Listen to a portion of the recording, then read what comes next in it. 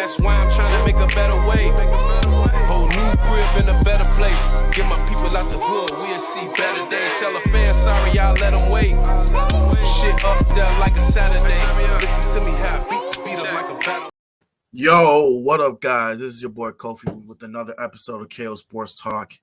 And in today's episode, I'm going to be discussing a little bit about the Chicago Bears on number 9th overall draft pick of the 2023 NFL Draft. So now that the NFL free agency is kind of dying down and kind of wrapping up, a lot of teams are turning their attention to the NFL Draft. Ryan Poles, he kind of addressed it in earlier this week in the Bears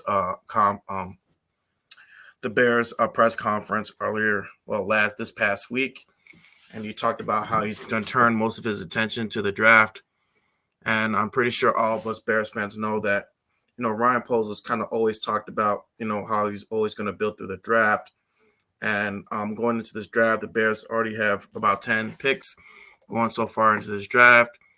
And I just kind of wanted to go a little bit over and kind of give my take whether or not the Bears should trade down for the number 9th overall draft pick. So, starting off, basically, about 2 weeks ago, we traded our number 1 overall draft pick to the Carolina Panthers for their first round, the 9th overall draft pick, their next year's first overall 2024 draft pick, their second round draft pick, which was 61, and also we got DJ Moore in that trade. So my take on it is that we're gonna have to figure out, what's going to go on with the NFL Combine. Now, speaking on the NFL Combine, it really is going to depend on how the quarterbacks do in the NFL Draft. Anthony Richardson, of course, he's shooting up the draft boards. He's been lights out in the Combine, especially with his measurables. The guy's 6'4", 240 pounds of pure muscle, almost built like Josh Allen. The way he's just throwing the ball, his zip, the power, speed. I mean, he's raw. He's very raw as a prospect. And going into this draft, a lot of teams are really looking at him, really considering picking Anthony Richardson based on his measurables, his overall athleticism. The fact that he's very raw, he has very high upside, very, very high upside. And of course, you have CJ Stroud with his pinpoint accuracy, his football IQs are really good. I haven't been hearing too much from Bryce Young, too much from the Combine. He's been okay, but pretty much the 3 quarterbacks that's been really doing well is Anthony Richardson, CJ Stroud, and Will Levis. They've been pretty good in the NFL Combine, and like I said, it's really all going to depend on the draft, and also with Lamar Jackson, and with his dispute with the Ravens, him trying to dispute the overall guaranteed money that he should actually be getting compared to the quarterbacks that has been getting lots of guaranteed money, within their contract. With the Deshaun Watson contract, he's getting, I believe, let me check. Deshaun Watson's guaranteed contract money. The guaranteed money that he's getting $230 million fully guaranteed, and his cap hit is for $54.9 million, while his base salary is $46.1 million. Kyler Murray, he's getting $160 million guaranteed in his $230.5 million contract for 5 years. And the Ravens, they were trying to project Lamar Jackson to get $220 million. Let me check Lamar Jackson's guaranteed money that he was trying to get. It was reported that he was supposed to get $200 million guaranteed if he's on the roster on the day of the 2026 league year. and he turned that down because he feels that he's more than that. And yeah, I mean, I somewhat kind of agree with this because of the fact of what he's done for the organization. Um, he was one of the winningest quarterbacks in franchise history in their franchise. He's led them to multiple playoffs. Of course, he led them to a franchise win of 14-2 wins back in 2019, along with going with the unanimous MVP. And he didn't have like a surefire number one receiver.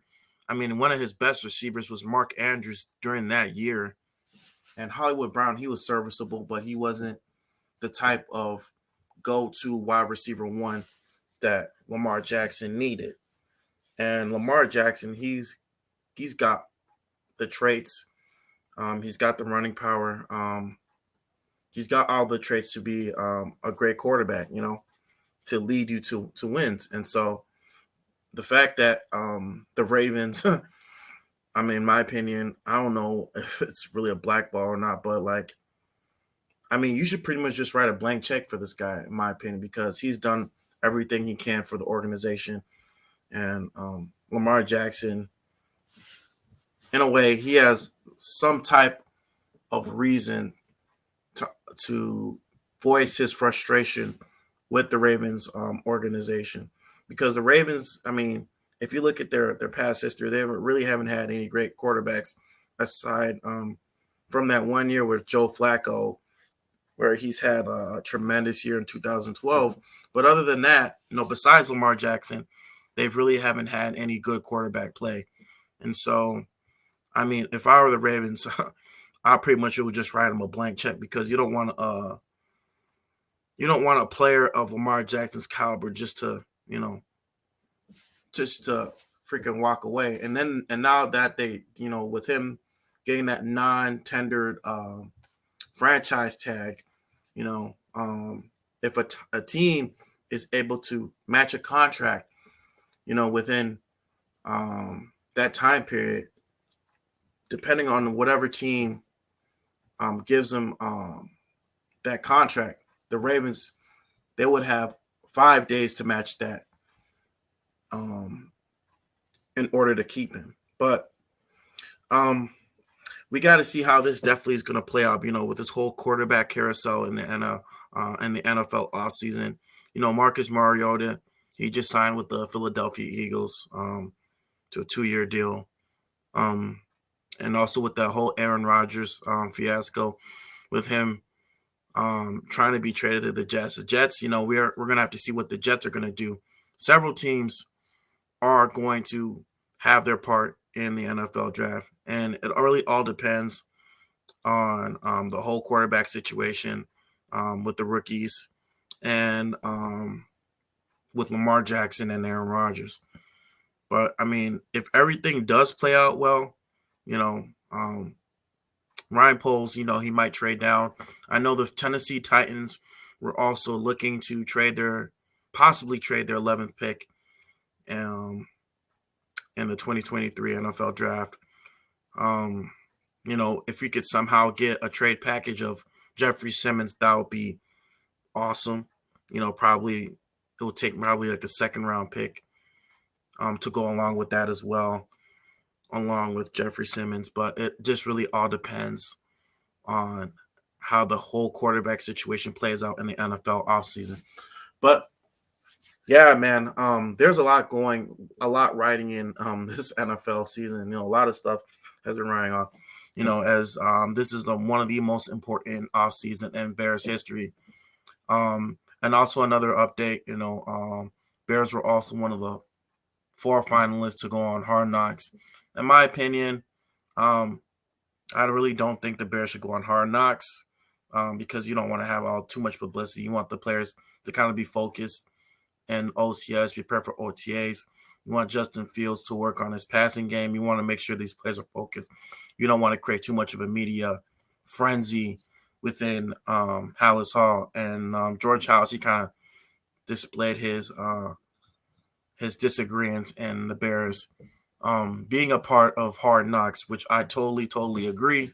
I do not want the Chicago Bears to be on Hard Knocks because, and even after that, usually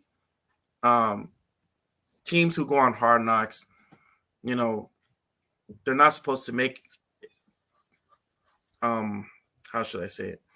Teams that pretty much just go on Hard Knocks are usually teams that haven't been in the playoffs in the past 2 to 3 years. And I don't want people to kind of view the Bears as kind of like a losing organization, even though we were pretty much last. We were pretty much the worst team last year, even though we're one of the most competitive teams last year. But I don't want to view the Bears as just, oh my God, they're just this losing organization that's going to be on Hard Knocks. Let teams who are bad be on the team, not my Chicago Bears. I don't want to see it. But anyway, guys, this is your boy Kofi. I just want to give you kind of this quick update of what's going on with the Bears. Stay tuned for more. I'm going to be doing like an all 22 this week on Tremaine Edmonds as well as DJ Moore. So stay tuned for that. And I'm also going to be talking about how he's really going to help Justin Fields elevate his game in 2023. But anyway, guys, this is your boy Kofi with KO Sports Talk. Back at with another video, and I'll see you later. All right, guys. Peace. I'm out. That's why I'm trying to make a better way. Whole new crib in a better place. Get my people out the hood, we'll see better days. Tell a fan sorry, y'all let them wait. Shit up there like a Saturday. Listen to me, how I beat